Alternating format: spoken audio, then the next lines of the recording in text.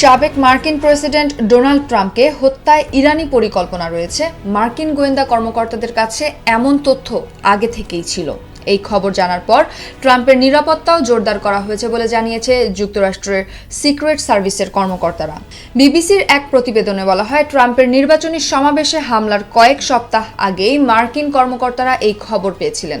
তখন থেকেই তার নিরাপত্তা জোরদার করা হয়েছিল। তবে ওই ঘটনার সঙ্গে ট্রাম্পকে হত্যা করার ইরানি পরিকল্পনার কোনো যোগসূত্র আছে কিনা সেটা নিশ্চিত করতে পারেননি কর্মকর্তারা। স্থানীয় সময় গত 13 জুলাই সন্ধ্যায় পেনসিলভানিয়া অঙ্গরাজ্যের বাটলার এলাকায় ট্রাম্পের নির্বাচনী সমাবেশে হামলা হয়। আহত হন ট্রাম্প। তার ডান কানের ওপরের অংশে ফুটো হয়ে যায়। এতে নিহত হন দুজন। এখন প্রশ্ন উঠেছে, কয়েক সপ্তাহ ধরে যদি ট্রাম্পের নিরাপত্তা জোরদার করা হয়েই থাকে, তাহলে এই হামলা কিভাবে হলো?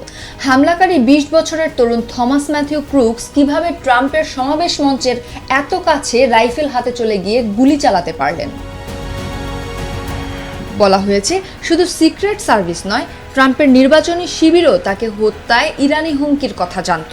ট্রাম্পের নির্বাচনী শিবিরকে জানিয়েই নিরাপত্তা জোরদার করা হয়েছিল। গোয়েন্দা সূত্রের বরাতে সংবাদ মাধ্যম সিবিএস জানিয়েছে, ইরানি হুমকির খবর পেয়ে গত জুন থেকে ট্রাম্পের নিরাপত্তা জোরদার করেছে সিক্রেট সার্ভিস।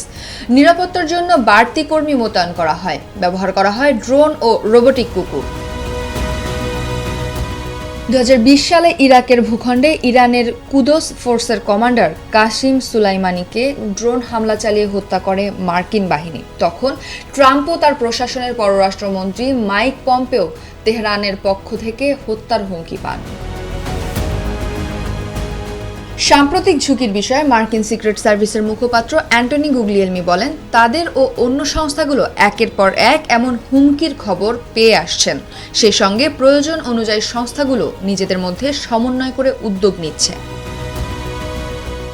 এ বিষয়ে জানতে বিবিসির পক্ষ থেকে ট্রাম্পের প্রচার শিবিরের সঙ্গে যোগাযোগ করা হয়েছিল। প্রচার শিবির কোনো মন্তব্য করেনি। এদিকে হোয়াইট হাউসের জাতীয় নিরাপত্তা কাউন্সিলের মুখপাত্র আদ্রিয়ানে ওয়াটসন বলেন, ডোনাল্ড ট্রাম্পের সাবেক প্রশাসনের কর্মকর্তাদের উপর আসা ইরানি হুমকি শনাক্তে অনেক বছর ধরেই কাজ করছেন নিরাপত্তা কর্মকর্তারা।